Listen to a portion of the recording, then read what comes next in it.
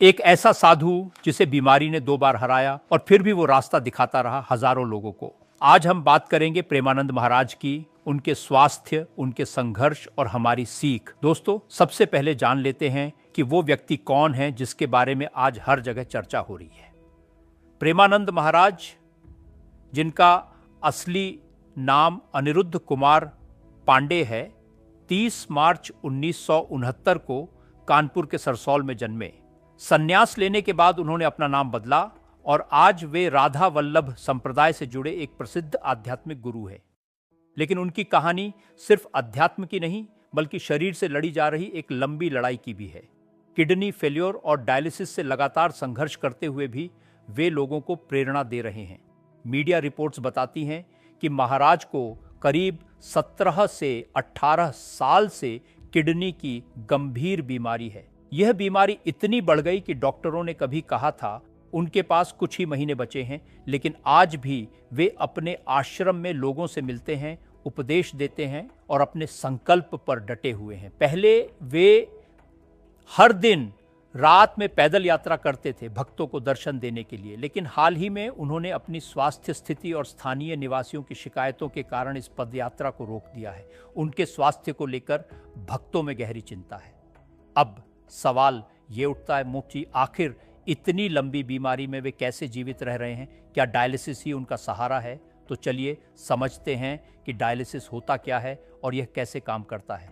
Dialysis एक जीवन रक्षक प्रक्रिया है। हमारी किडनी शरीर से अपशिष्ट पदार्थ और अतिरिक्त पानी निकालने का काम करती है। जब किडनी ऐसा करने में असमर्थ हो जाती है, यानी किडनी फेल हो जाती है, तब शरीर में जहर जैसे पदार्थ जमा होने लगते हैं। ऐसे में डायलिसिस वो प्रक्रिया है जो मशीन के जरिए वही काम करती है जो किडनी करती है। डायलिसिस के 2 प्रकार होते हैं। पहला हीमोडायलिसिस, जो मशीन के जरिए खून को साफ करता है।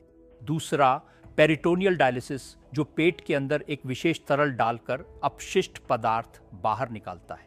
महाराज को जो प्रक्रिया दी जा रही है वह हीमोडायलिसिस है। इसमें मरीज के शरीर से खून एक पाइप के जरिए बाहर निकाला जाता है।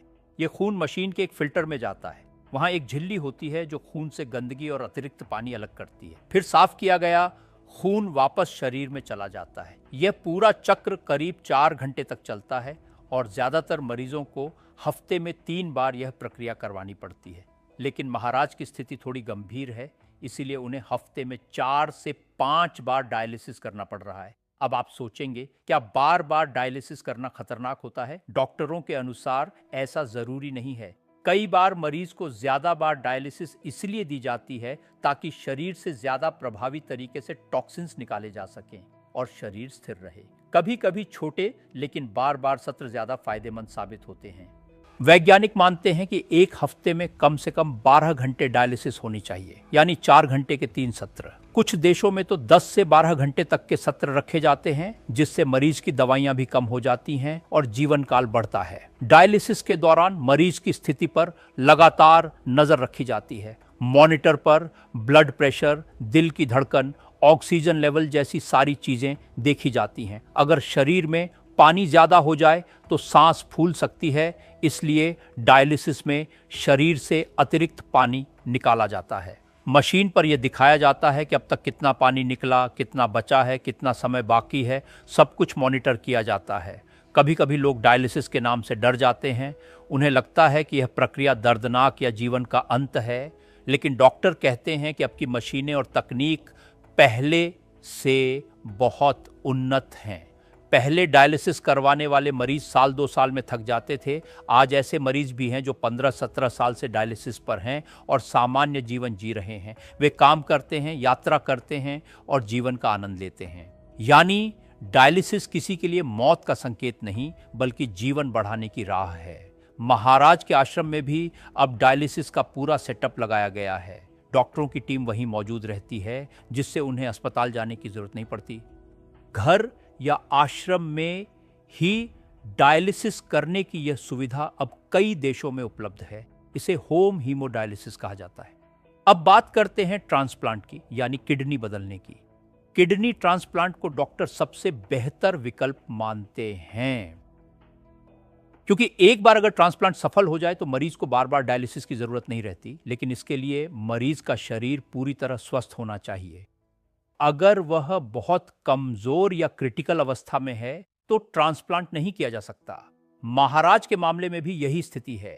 अगर डॉक्टरों को लगे कि वे ट्रांसप्लांट के लिए फिट हैं, तभी यह प्रक्रिया हो सकती है। राज कुंद्रा समेत कई लोगों ने रिपोर्टेडली किडनी दान की पेशकश की है, लेकिन यह मेडिकल लीगल प्रक्रिया होती है। इसमें परिवार, मेडिकल बोर्ड और कानून सबकी अनुमति जरूरी होती है। अब अगर बात करें डायलिसिस के साइड इफेक्ट्स की, तो कभी कभी मरीज को थकान महसूस हो सकती है, ब्लड प्रेशर गिर सकता है या शरीर में इलेक्ट्रोलाइट असंतुलन आ सकता है। लेकिन आधुनिक तकनीक से इन समस्याओं को जल्दी संभाल लिया जाता है। डॉक्टर लगातार मॉनिटर करते रहते हैं ताकि कोई गंभीर समस्या न हो। तो डरने की जरूरत नहीं है, जरूरत है धैर्य, अनुशासन और डॉक्टर की सलाह पर पूरी तरह अमल करने की, क्योंकि डायलिसिस से भी एक लंबी सामान्य जिंदगी जी जा सकती है। अब जरा सोचिए, प्रेमानंद महाराज जैसे व्यक्ति जिनका शरीर हर हफ्ते बार बार मशीन से जुड़ता है, फिर भी वे अपने भक्तों से मिलते हैं, प्रवचन देते हैं, मुस्कुराते हैं। यह सिर्फ शरीर की नहीं, आत्मा की ताकत का उदाहरण है। उन्होंने यह साबित किया है कि शरीर कमजोर हो सकता है लेकिन आत्मा नहीं। बीमारी आ सकती है लेकिन हिम्मत नहीं टूटनी चाहिए। और जो इंसान अपने दर्द में भी दूसरों को आशा देता है, वही सच्चा संत कहलाता है। इस कहानी से हमें 3 बड़ी सीख मिलती है। पहली, किसी बीमारी से डरना नहीं चाहिए। अगर सही इलाज, सही डॉक्टर और नियमित ध्यान रखा जाए तो जीवन सामान्य रह सकता है। दूसरी, सेहत की देखभाल छोटी उम्र से ही जरूरी है। ज्यादा नमक, शुगर, ब्लड प्रेशर और अनियमित जीवन शैली, यही किडनी फेल्योर की सबसे बड़ी वजहें हैं। तो अपनी आदतों पर ध्यान दो। तीसरी, समाज को अवेयर होना चाहिए। अंगदान और किडनी दान जैसे कार्यों के प्रति जागरूकता जरूरी है। कई जिंदगियां सिर्फ एक निर्णय से बच सकती हैं। आज प्रेमानंद महाराज बीमार हैं, लेकिन उनका संदेश अब भी जिंदा है। उन्होंने दिखाया कि दर्द में भी विश्वास को जिया जा सकता है। मशीन से बंधे होने के बावजूद उन्होंने अपने भीतर के ईश्वर से संबंध नहीं तोड़ा। इसलिए याद रखो, डायलिसिस कोई अंत नहीं, यह जीवन का दूसरा अध्याय है। और विश्वास, प्यार और उम्मीद, ये वो औषधियां हैं जो किसी भी दवा से ज्यादा ताकत देती है। अगर ये कहानी तुम्हें प्रेरणा देती है तो अपने दिल में उनके लिए एक शुभकामना जरूर भेजो। और हाँ, इस वीडियो को शेयर करना न भूलो, ताकि और लोग भी समझ सकें कि कभी कभी मशीन नहीं बल्कि मनुष्य का मन ही असली जीवनदाता होता है। बीमारी ने शरीर को कमजोर किया, लेकिन प्रेमानंद महाराज ने सिखाया, असली शक्ति हमारी आत्मा में है।